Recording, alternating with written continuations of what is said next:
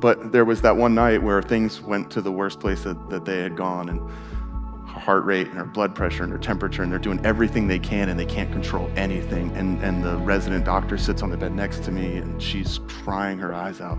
The doctor is, and I'm crying too. And she says, "I'm sorry, we're losing her and there's nothing we can do."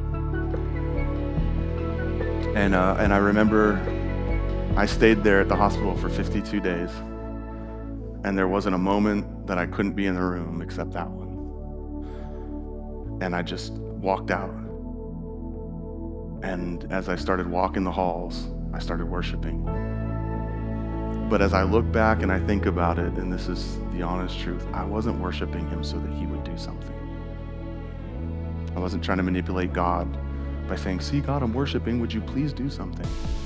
The worship that was coming out of me was out of a place of, "God, I know what you said about our daughter and I believe it. And right now what I'm seeing and right now what I'm hearing doesn't look like it. So I'm just gonna worship you, because if I'll worship you once I see it, I should worship you now before I do, because it's just as true now as it will be then." I wasn't trying to get something by worshiping. I was worshiping because I believed someone. And I remember just walking the halls of the hospital and worshiping. And then I walked back up to her room, and I knew it was good. They had the glass doors, so you could see as you're walking up. I knew things were good because there was just a nurse sitting at a nurse's station. There wasn't 7 people in the room running around chaotically like there was when I walked out. There wasn't alarms going off. There weren't people yelling. I walked in and it's just doot, doot, doot. Just normal.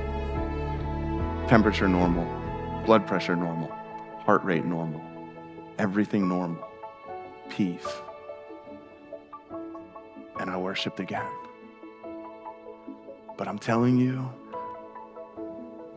there's something about believing him and worshiping before you see it that I think is precious to God, because it's an act of faith.